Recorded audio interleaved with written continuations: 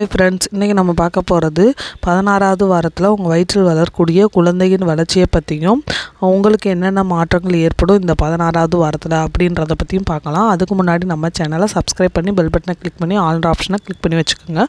வாங்க வீடியோக்குள்ளே போகலாம். உங்களோட கர்ப்பத்தில் 4வது மாதத்தில் தொடக்கத்தில் இருக்கீங்க. இந்த கர்ப்ப காலத்தில் இது முக்கியமான காலகட்டம். இந்த 16வது வாரத்தில் குழந்தையோட வளர்ச்சியும் அவங்களோட பிறப்புறுப்பும் முழுமையாக உருவாகி இருக்கும். குழந்தையோட தசைகள் வலுவடைந்து இருக்கும். இந்த வாரத்தில் குழந்தையோட தலை நிமிர்ந்து நிற்கும்.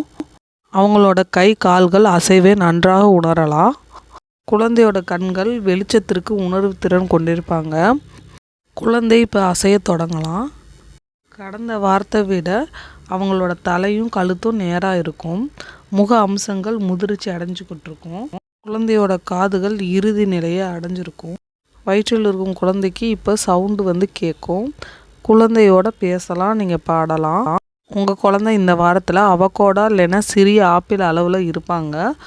உங்கள் குழந்தை 4லேருந்து 5 அங்குலம் வரைக்கும் இருப்பாங்க. குழந்தையோட வெயிட்டு குறைஞ்சது 100 கிராம் அளவுக்கு இருப்பாங்க. இப்போது குழந்தையோட புறப்புறுப்புகள் நன்றாக தெரியும். அதாவது ஆண் குழந்தையா பெண் குழந்தையா நம்மளால் கண்டறிய முடியும். இந்த 16வது வாரத்தில் குழந்தையோட உடலும் உங்களோட எடையும் வளர்ந்துருக்கும். இந்த 16வது வாரத்தில் நீங்கள் குப்புற படுப்பது ரொம்ப சிரமமாக இருக்கும். நீங்கள் இந்த டைமில் மல்லாந்து படுக்கும்போது உங்கள் இதயத்துக்கு ரத்தத்தை திருப்பி அனுப்பும் ரத்த நாளமான வெனாக்காவில் அழுத்தத்தை அதிகரிக்க வாய்ப்புண்டு. இந்த அழுத்தத்தினால ரத்த ஓட்டம் சீராக இருக்காது. நீங்கள் எப்போ தூங்க போகும்போது இடது பக்கமாக தூங்கணும்னு டாக்டர் சொல்லியிருப்பாங்க. ஏன்னா உங்களோட கர்ப்பப்பைக்கும் சிறுநீரக பைக்கும் சிறந்த ரத்த ஓட்டத்தை அனுமதிக்கும் இந்த இடது பக்கம் தூங்க போகும்போது. அதுபோல் நைட்டு தூங்கும் போது உங்கள் 2 காலுக்கு இடையில, அதாவது முழங்காலுக்கு இடையில தலகாணியை வச்சு நீங்கள் தூங்கலாம்.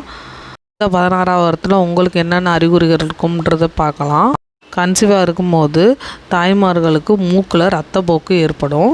இது அதிக அளவு ஹார்மோன்னாலையும் அதிக ரத்த ஓட்டத்தின் காரணமாக மூக்கில் ரத்தம் வரும். மூக்கில் ரத்தம் வர்றது ஒவ்வொருத்தவங்களுக்கு ரேராக வரும். மூக்கில் ரத்தம் வருது அப்படின்றதுக்காக பயப்பட வேணாம். கன்சீவாக இருக்கும்போது வரக்கூடிய அறிகுறியா அப்படின்றத டாக்டர்கிட்ட கன்சல்ட் பண்ணிக்கணும். அதுபோல் 16வது வாரத்தில் ரொம்ப சருமம் மினுமினுப்பும் ஜொலிஜொலிப்பும் இருக்கலாம். உங்கள் உடம்புல ஓடக்கூடிய ரத்த நாளங்களில் ரத்தத்தின் அளவு அதிகரிக்கிறதுனால உங்கள் சருமம் மினுமினுப்பாகவும் சிவப்பாகவும் இருக்கும். அதுபோல் கர்ப்பகால ஹார்மோன்கள் அதிக எண்ணெய் உற்பத்தி செய்கிறதுனால கர்ப்பிணிகளோட சருமம் சிவப்பாக இருக்கும். இந்த டைமில் உங்கள் தோல் மினுமினுப்பாக இருந்தாலும் மெலாஸ்மா எனப்படும் கரும்புடிகளில் உருவாக ஆரம்பிக்கும். ஒவ்வொருத்தவங்களுக்கு முகப்பரு அதிகமாக வரும். அதுபோல் கீழ் முதுகு வலி இந்த வாரத்துலேயும் தொடர்ந்து இருக்கும். ஏற்கனவே சொன்ன மாணிக்கு சுடு தண்ணியில் குளிங்க. கால்களை நீட்டி வச்சு உட்காருங்க. முதுகு தண்டு வடத்தை வளைக்காமல் உட்காரணும். ஒரு செவுத்தில் சாஞ்சு கரெக்டாக உட்காரணும்.